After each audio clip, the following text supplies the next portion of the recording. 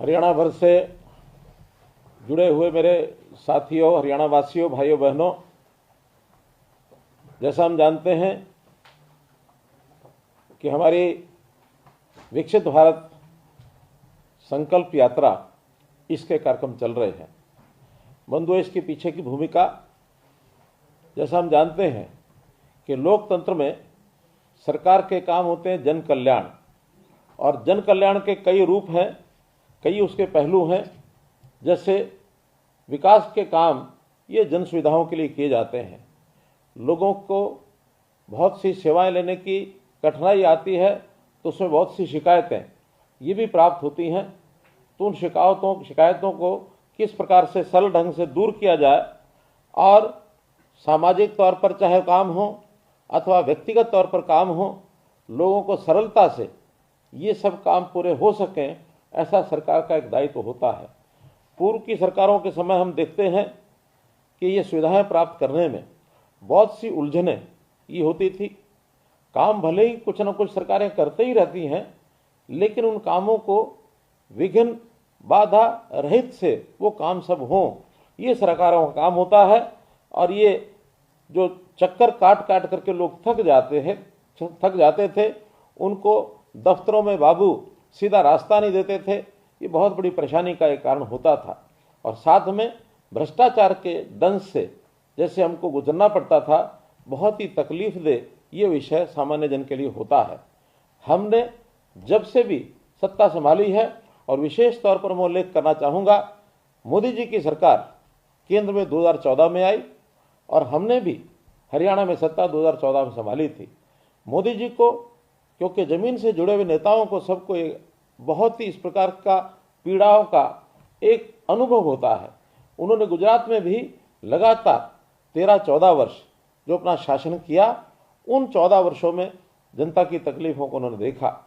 और केंद्र सरकार में जब मोदी जी की सरकार के माध्यम से इन तकलीफ़ों को दूर करने के लिए बहुत से ऐसे बीड़े उठाए और उसमें सुविधाएं उपलब्ध कराने की और जो है मुहिम चलाई। उस मुहिम में अंतिम व्यक्ति को किस चीज़ की आवश्यकता होती है, उसकी उन्होंने एक प्रकार से व्यवस्थाएं बनाई। हम जानते हैं कि समाज के अंदर विभिन्न प्रकार के लोग होते हैं। कुछ साधन संपन्न लोग होते हैं, मध्यम वर्गीय लोग होते हैं, कुछ गरीब लोग होते हैं, कुछ इस प्रकार के अभावग्रस्त लोग जिनको कुछ चीज़ों की आवश्यकता होती है। ऐसे सब लोगों को सुविधा से चीज़ें मिल जाएं, इसके लिए उन्होंने सब प्रयत्न किए। आम आदमी की ज़रूरत ये क्या हो, इसके लिए ये कार्यक्रम शुरू किया। हमने भी हरियाणा में अप्रैल 2013 के अंदर जनता को सुविधाएं इस प्रकार के पहुंचाने के लिए अप्रैल 2023 में जन संवाद के कार्यक्रम शुरू किए थे, और मैं स्वयं उन कार्यक्रमों में जाता था। साथ में हमारे प्रदेश सरकार के मंत्रीगण, हमारे प्रदेश के सांसदगण, विधायकगण, वो भी सब जाने लगे। लगभग हमने 115 कार्यक्रम इन गाँव में मैंने स्वयं किए, और हमारे सभी और नेताओं के माध्यम से भी 1000 से ऊपर ये कार्यक्रम हो चुके थे। साथ में ही जब हमको ये पता लगा कि मोदी जी ने एक इस यात्रा की जो परिकल्पना की कि विकसित भारत की जो संकल्प यात्रा ये शुरू की जाने वाली है, तो हमें थोड़ा चैन हुआ, क्योंकि हमारी गति में जितने हम कार्यक्रम कर रहे थे, लक्ष्य बड़ा था, 6500 गाँव और लगभग 1800 वार्ड। तो ऐसे 8300 कार्यक्रम करने में जितना समय लगने वाला था, हमारे लिए बड़ा कठिन काम था। लेकिन जब ये योजना आई कि विकसित भारत संकल्प यात्रा हर गांव में जाएगी, वार्डों में जाएगी, और निश्चित 2 महीने के कार्यकाल में इस काम को पूरा किया जाएगा, तो हमको एक संतोष हुआ कि हमारे सारे काम को संकल्प यात्रा के माध्यम से और ये पूरा किया जाएगा। आज मुझे खुशी है कि 30 नवंबर को ये यात्रा शुरू हुई। आज हम 7 जनवरी तक आंकड़ा लगाते हैं तो लगभग 5000 कार्यक्रम 8300 में से ये हो चुके हैं। बाकी बचे हुए 3300 जो कार्यक्रम हैं, आने वाली 25 जनवरी तक ये सब काम संपन्न हो जाएंगे, ऐसा मुझे लगता है। आज इस अवसर पर ये जो विकास यात्रा, जिसको हम कह सकते हैं कि मोदी की गारंटी वाली गाड़ी, ये जो मोदी जी की गारंटी वाली गाड़ी गांव-गांव में पहुंच रही है, हमारे बीच में आ रही है, और हम सब बड़ी संख्या में वहाँ उपस्थित होकर के और इस कार्यक्रम को सफल कर रहे हैं। मैं आप सब महानुभावों का बहुत ही एक प्रकार से अभिनंदन ये करता हूँ। हमारे इन कार्यक्रमों में सब प्रकार के लोग आ रहे हैं। युवा भी आ रहे हैं, महिलाएं आ रही हैं, किसान आ रहे हैं, गरीब मजदूर, ये सब उसमें आते हैं और अपनी अपनी तरह की जो योजनाएं हैं उसका वो लाभ उठाते हैं। मुझे पता है कि जो सबसे पहले दिन 30 नवंबर को जब यात्रा शुरू हुई तो फरीदाबाद में फतेहपुर बिलोच गांव के अंदर जो इस कार्यक्रम को मैंने शुभारंभ करवाया था, तो उस समय एक ऐसा सरकारी योजनाओं को लाभ लेने वाले जो लोग थे ये बड़ी संख्या में आए, लेकिन लगता था कि 25 जनवरी तक पता नहीं लोग कम होंगे ज़्यादा होंगे, एक संशय मन में था। लेकिन आज 38 दिन पूरे होने के बाद और ये जो कार्यक्रमों का मैंने देखा है, यानी अभी तक लगभग इस समय हमारे जो 35 लाख लोग इन कार्यक्रमों में भाग ले चुके हैं और इन 35 लाख लोगों में भी 29 लाख लोग ऐसे हैं जिन्होंने स्वयं संकल्प लिया है, शपथ ली है। तो इतनी बड़ी संख्या में जो लोग आ रहे हैं और अपनी इन योजनाओं का जो लाभ उठा रहे हैं, तो इससे प्रधानमंत्री जी ने किस प्रकार का कार्यक्रम शुरू किया, उनके विजन, उनकी सोच, इसका पता लगता है कि किस प्रकार और गांव में सारे देश भर में नीचे तक के लोग यहाँ उपस्थित होंगे और सब सरकारी योजनाएं, चाहे वो केंद्र की योजनाएं हैं अथवा प्रदेश की योजनाएं हैं, उनका वो लाभ उठा सकेंगे। तो एक बहुत बड़ा कार्यक्रम प्रधानमंत्री जी की सोच का ये हमको दिख रहा है। मुझे खुशी है कि विकसित भारत जन संवाद संकल्प यात्रा ये जैसे सफल हो रही है और आने वाले समय में इस यात्रा के माध्यम से लोगों को हमको मैसेज देना है। मैसेज ये है कि भारत, अपना देश, ये विकसित देशों की श्रेणी में कैसे आए। जैसा हम जानते हैं अभी तक भारत विकासशील देशों में ही आता है। आने वाले 25 साल अर्थात देश को जब आज़ाद होकर 100 साल पूरे होंगे 2047 तक, कैसे भारत देश विकसित होगा, क्योंकि विकसित देश अपने आप में एक पैरामीटर पूरे करते हैं कि वहाँ किस किस प्रकार की आवश्यकताएं लोगों की पूरी हों। कोई भी आवश्यकता जो सामान्य व्यक्ति है वो अभावग्रस्त व्यक्ति उससे महसूस ना करे उस जरूरत को, उस दिन वो विकसित कहलाएगा। आज दुनिया के लगभग 200 देशों में 37 देश ऐसे हैं जो विकसित श्रेणी में आते हैं। हम अभी 37 देशों से बाहर हैं, लेकिन आने वाले 25 वर्षों में देश के प्रधानमंत्री जी की ये कल्पना है कि हम उस श्रेणी में पहुंच जाएं और हर व्यक्ति को उसकी आवश्यकताएं ये पूरी हों। आखिर विकसित भारत क्या है? विकसित भारत में सामान्य जन देश का एक नारा बोलता था जिसको आज हम याद करते हैं, रोटी कपड़ा और मकान, शिक्षा स्वास्थ्य और सम्मान। ये सुलभ तरीके से कैसे सबको मिले, और ये सबको सुलभ तरीके से मिलता है तो समझता हूँ देश की एक स्थिति, बेहतर स्थिति हो सकती है। नए शब्दों में, नए अर्थों में हमने उसको थोड़ा सा और इलेबोरेट किया है। मैंने उसको 7 स्टार विकास इसका नाम दिया है। 7 स्टार विकास में शिक्षा, स्वास्थ्य, सुरक्षा, स्वाभिमान, स्वावलंबन, साथ में सेवा और सुशासन, ये 7S 7 स्टार विकास की कल्पना ये हमने की है और इसके आधार पर हम हरियाणा में बहुत सी सेवाएं लोगों को दे रहे हैं। हाँ, कुछ हमारे यहाँ रोग भी लगे पिछली सरकारों की एक छोटी सोच के कारण से, जो दूरदर्शिता नहीं थी, जिसके कारण से बहुत सी समस्याओं के अंदर और समाज को डाल दिया। खास करके मैं जिक्र करूंगा 3C इनसे निजात पाने का काम भी हम कर रहे हैं। उसमें सबसे पहले corruption, first C is corruption, दूसरा सी क्राइम और तीसरा C caste based politics. Caste based politics यानी जातिगत राजनीति में लोगों को झोंक दिया और जातियों में बांट करके रख दिया। हम इसको अच्छा नहीं मानते हैं। सारे हरियाणा के समाज को एक स्तर, एक समान मान करके, समरसता ला करके और समाज की सेवा का हम काम करेंगे। आपको मित्रों ध्यान में होगा कि जब 2014 में सबसे पहली बार हमने सरकार संभाली थी, उससे पहले मैंने एक नारा दिया था, हरियाणा एक, हरियाणवी एक। हरियाणा एक, हरियाणवी एक का अर्थ यह है कि हम सबसे पहले अपने आप को हरियाणवी माने। हमारे छोटे छोटे वर्ग हो सकते हैं, जातियां भी हो सकती हैं, व्यवसाय हमारे हो सकते हैं, आयु का अंतर हमारा हो सकता है, लेकिन इन सब बातों से ऊपर अगर एक सोच लेकर के चलनी है तो हम हरियाणवी हैं। हरियाणा एक, हरियाणवी एक, इस बात को यदि लेकर के चलेंगे तो निश्चित रूप से आगे बढ़ेंगे। हमने अपने इस विकास के मॉडल को हरियाणा में इस प्रकार से भी बनाया कि बहुत योजनाएं सरकारों की जातियों के आधार पर बनती रही हैं। SC/BC एक कमजोर वर्ग है, मान के चलता हूं, लेकिन कमजोर वर्ग सामान्य समाज में भी बहुत बड़ी संख्या में ऐसा वर्ग होता है। तो आखिर हमने सुख सुविधाएं किनकी बढ़ानी है? जो समाज के इस सारे सिस्टम में अंतिम पायदान पर खड़ा है, उसी व्यक्ति को, उसी परिवार को थोड़ी सी आवश्यकता पूर्ति करने के नाते से हमको योजनाएं बनानी चाहिए। मैं तो यहाँ तक मानता हूँ कि सरकार के साधनों पर, हमारे साधनों के ऊपर सबसे पहला अधिकार ये गरीब व्यक्ति का है। तो गरीब व्यक्ति की सेवा पहले होनी चाहिए, वो किसी भी जाति का हो।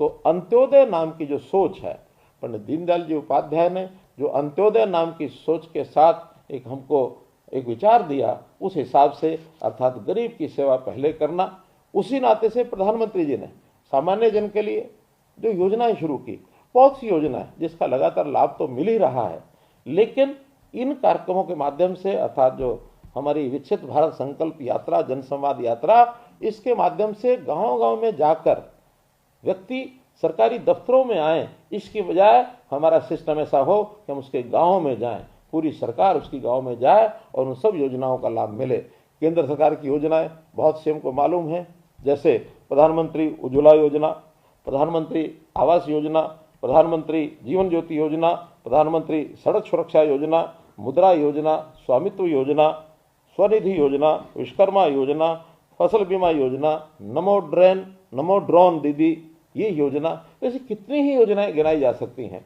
इन सब योजनाओं का लाभ आखिर जिस व्यक्ति की जरूरत है उसको मिल रहा है कि नहीं मिल रहा है, इसकी जानकारी तब मिली जाकर के बहुत से लोग अभी भी वंचित थे, जो आज आकर के लगातार इन योजनाओं का लाभ ले रहे हैं। जो लाखों की संख्या में सब लोग उमड़े हैं, उसके अंदर बहुत बड़ी बड़ी संख्या में उन लोगों ने जो योजनाओं का लाभ उठाया है, और उसके अंदर जैसा मैंने बताया कि स्वास्थ्य शिविरों के अंदर स्वास्थ्य की जांच कराने वाले लोग 6,42,000 लोगों ने अपने स्वास्थ्य शिविरों के अंदर जांच कराई है। टीबी से संबंधित जांच ये भी लगभग 4,39,000 लोगों की ये हुई है। पीएम उज्ज्वला योजना जिसका मैंने जिक्र किया, उसके अंदर भी नए 29,000 लोगों ने रजिस्ट्रेशन अपना कराया है। आयुष्मान के कार्ड 7,35,000 नए आयुष्मान के कार्ड इन 38 दिनों में ये जारी किए गए हैं। इसी प्रकार सुरक्षा बीमा योजना में भी 52,000 लोगों का पंजीकरण हुआ है। चिरायु योजना में 1,10,000 लोग नए ये जोड़े गए हैं। पीएम स्वनिधि शिविरों में भी लगभग 10,000 लोगों को और उनका पंजीकरण किया गया है। ऐसे ही आधार कार्ड शिविर, इसमें भी 9,400 लोग ये नए ऐसे मिले जिनके आधार नहीं बने हुए थे, उनके आधार भी बनाए गए हैं। और ऐसे ही सेवा शिविरों में जो परामर्श प्राप्त किया लोगों ने, क्योंकि बहुत सी ऐसी लोगों की समस्याएं भी होती हैं, उनको अपने नए काम भी करने होते हैं, उनको उनकी काउंसलिंग की जाती है। तो ऐसे परामर्श जिन्होंने आकर के लिया है, 1,17,000 लोगों ने ये परामर्श आकर के लिया है। हमने हरियाणा में भी बहुत सी ऐसी नई योजनाएं चालू की हैं, जिनको साथ ही साथ उनका भी लाभ इन यात्रा के कार्यक्रमों में हो रहा है। जैसे परिवार पहचान पत्र, इसमें आने वाली कठिनाई इसको भी दूर किया जाता है। लगभग 1,48,000 लोग ऐसे हैं जिन्होंने अपने परिवार पहचान पत्र की कठिनाई के कारण से अपना आवेदन ये दर्ज कराया है। मेरी फसल मेरा ब्यौरा, इसके तहत भी 43,000 किसानों ने आकर के और अपनी जानकारियां उसके अंदर भरी हैं। स्वामित्व के कार्ड 30,322 कार्ड ये भी बांटे गए हैं।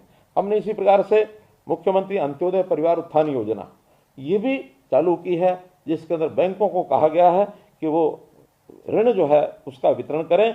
13,552 लोगों ने इसका ऋण का भी बांटने का काम किया है। ऐसे ही सैनिक और अर्धसैनिक कल्याण विभाग के जो कैंप हैं, इसमें भी लोगों ने अपनी आकर के शिकायतें दर्ज कराई हैं।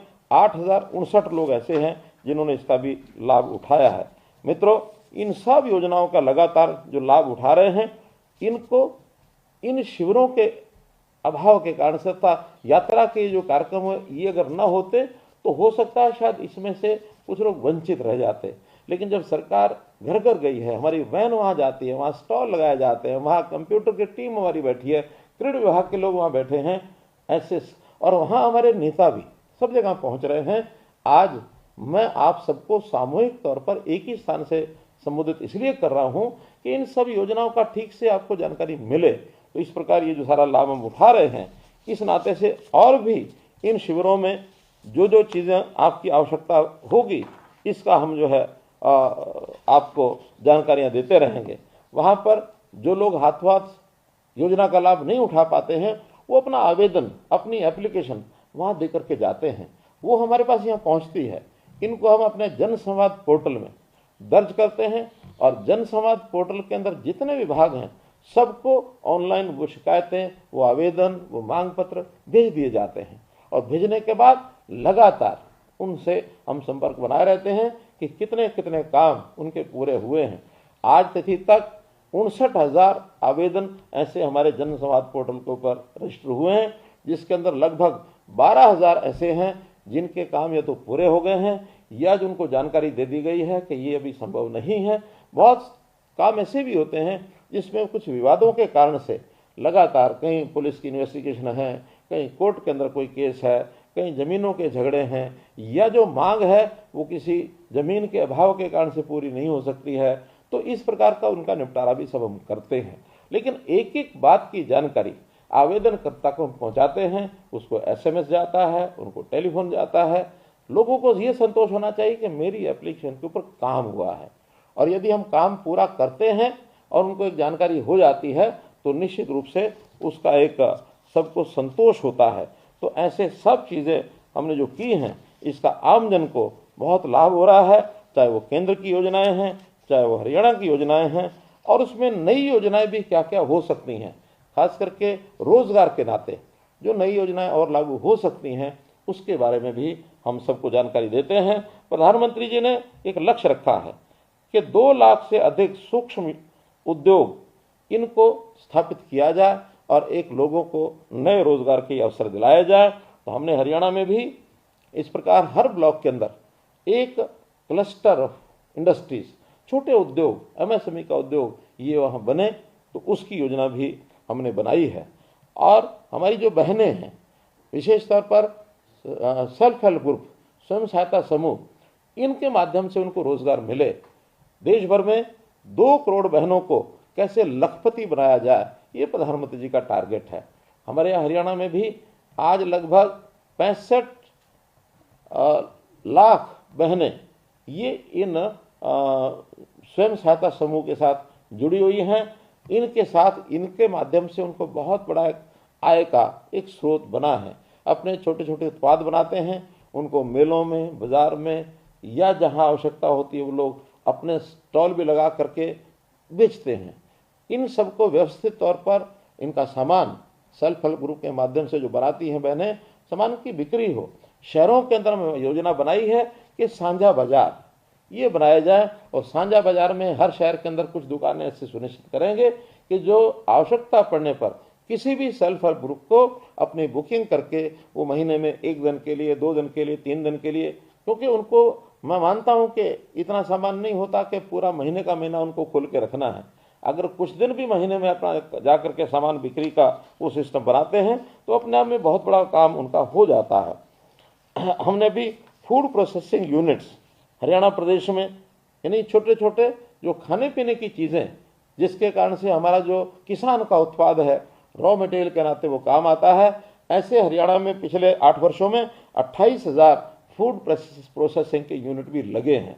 लाखों लोगों को इसमें रोजगार भी मिला है, और स्थानीय तौर पर ऐसी बहुत सी चीज़ें होती हैं जिसकी एक प्रकार से लोगों को उसका लाभ मिलता है खाने पीने की चीज़ें बनाने में। जैसा हम जानते हैं रोहतक की रेवड़ी मशहूर है, जैसा हम जानते हैं हांसी के पेड़े मशहूर हैं, जैसा हम जानते हैं कैथल की फिरनी मशहूर है, गुहाना की जलेबी बड़ी मशहूर है, पानीपत का अचार बड़ा मशहूर है, समालखा का घेवर बहुत मशहूर है, त्रावड़ी के बासमती चावल, ये भी छोटे छोटे पैक में हमने बेचना जो प्रारंभ किया है, इससे लोगों को लाभ मिला है।